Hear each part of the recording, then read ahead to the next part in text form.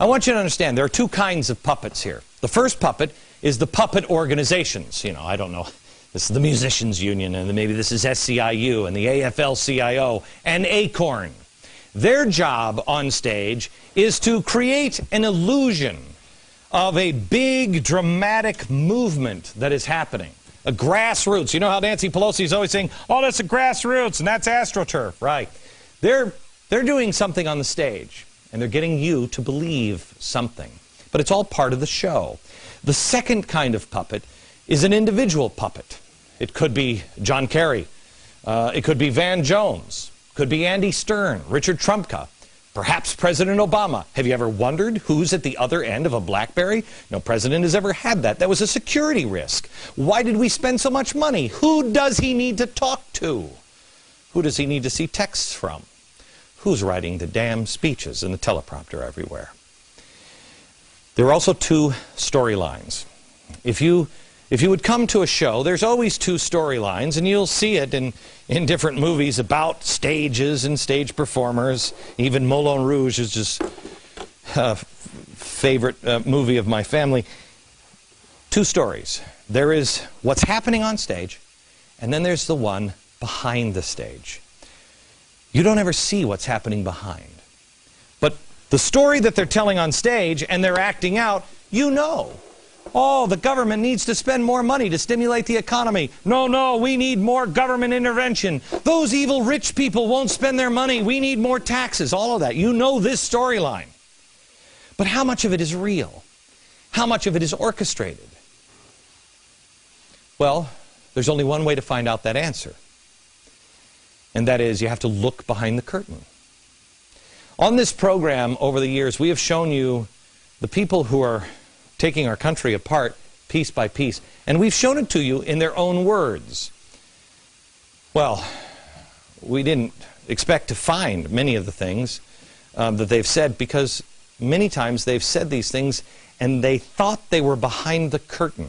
They didn't expect you to see these words from even the President of the United States. I happen to be a proponent of a single-payer universal health care plan. A single-payer health care plan, universal health care plan. That's what I'd like to see. He's at AFL-CIO. That wasn't part of the storyline. It wasn't supposed to be revealed. That was behind the curtain. He was talking to the AFL-CIO. Behind the scenes. Over the next couple of nights, we'll do our best to give you a complete tour of the show. The puppets, the money strings, the storylines, behind the stage, everything. Not just the parts they want you to see. And again, I don't want you to take my word for it. I want you to read all of this yourself. All of the links and information and additional reading material will be available at glennbeck.com. Also in my free email newsletter, you can sign up for it there. Also, we have put it on theblaze.com. There are news stories about George Soros today. And also amazing stories about violence from MSNBC. We have a commentator last night saying that we wonder if there should be a revolution. Of course, he's saying now, of course the answer is yes, and maybe even a violent revolution. It's amazing what you are missing when you don't know what you're looking for. This isn't a conspiracy. That was on MSNBC. It's all out in the open. I believe you take a man at his word, and George Soros has publicly dedicated his life to this. He has even said he's willing to die for what he believes in. Here he is. In the things that I am engaged in, I'm actually willing to put my life at risk, and I think it makes me feel much more complete. Well, you complete me, George. I'm willing to put my life at stake, and so are many people in America. It's what you believe in. But what is it that he believes in? He has tens of billions of dollars all flowing in, pulling strings. His tentacles are everywhere. What is he going through all of this trouble for to achieve? Well, globalization. George Soros believes, quote, the main obstacle of a stable and just world order is the United States. Let that sink in for a minute. The main obstacle to a stable and just world order is the United States. We'll pick it up next there.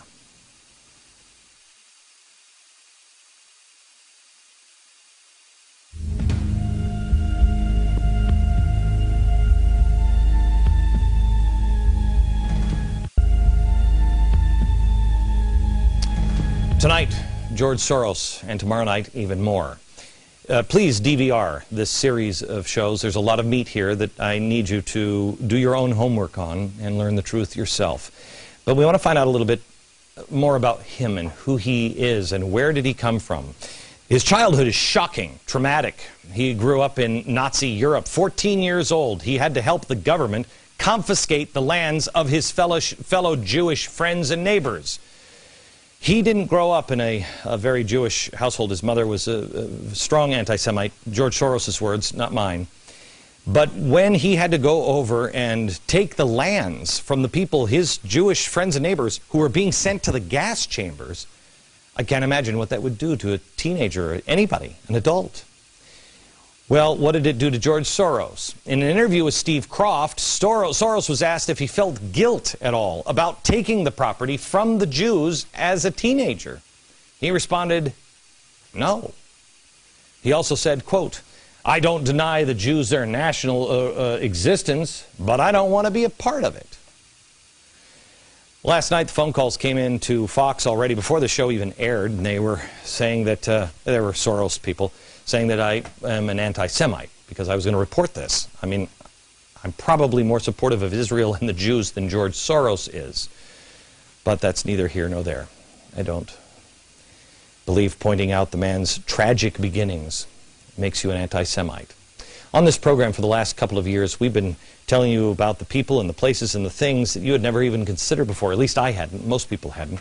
And I told you that there was a structure being put into place in our country, and it was designed to bring about the fundamental transformation that has been promised. Through the course of this journey of discovery, amazingly, all the paths, time after time, really led to one man, George Soros. One guy. There's a crisis collapsing our economy.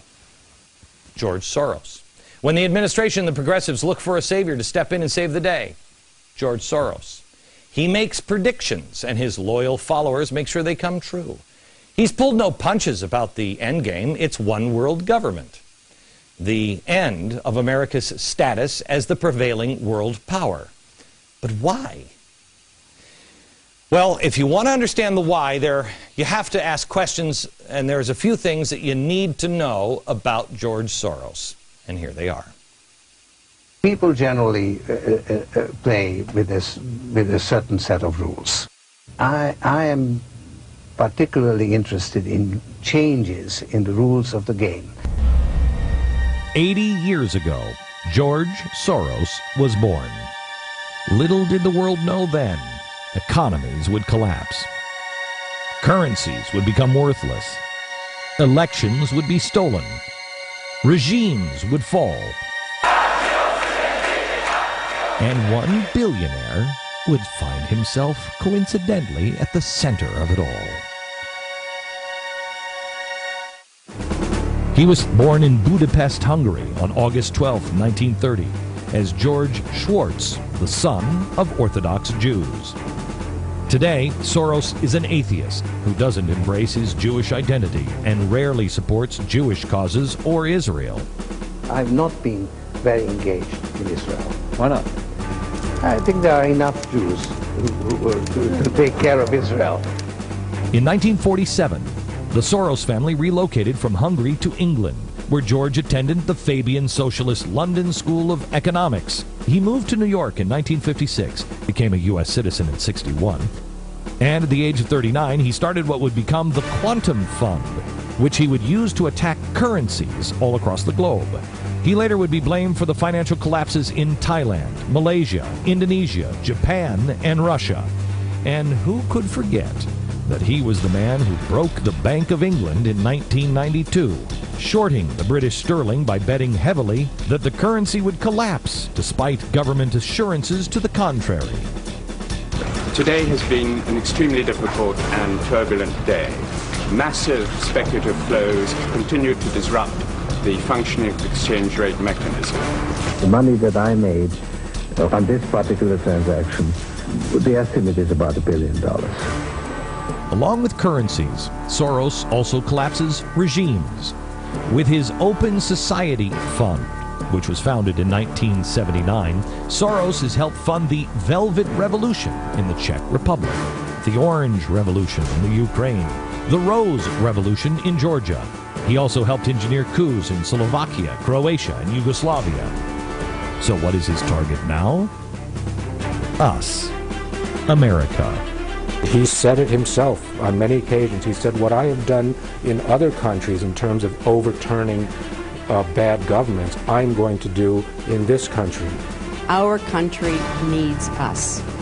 And we need people like George Soros, who is fearless and willing to step up when it counts. Political analysts say the shadow party he has built here greatly resembles those he created in other countries before instigating a coup. He created his own party within a party, or his shadow party outside of the Democratic Party, the Center for American Progress. That was one of the original shadow party groups. This group, from the beginning, was charged with getting control of the conservative media. Many of the people in the Obama administration were just drawn right up from there. He spent millions in 2004 to drive President Bush out of office. He didn't succeed. But changing the attitude and policies of America, he says, remains his top priority. In one of his books, Soros writes, quote, "The main obstacle to a stable and just world order is the United States," end quote. You wouldn't want a man like this anywhere near the President of the United States, would you? Soros has been granted at least 4 visits so far to the Obama White House. This, a man who has repeatedly called for the devaluation of the dollar. A slow decline in the value of the dollar, a managed decline. He's waged a war against capitalism. Capitalism is not directly opposed to open society. Nevertheless, it poses some serious threats. This is a man who wants the world to be one global society without borders or individual governments. One global society and one global gatekeeper.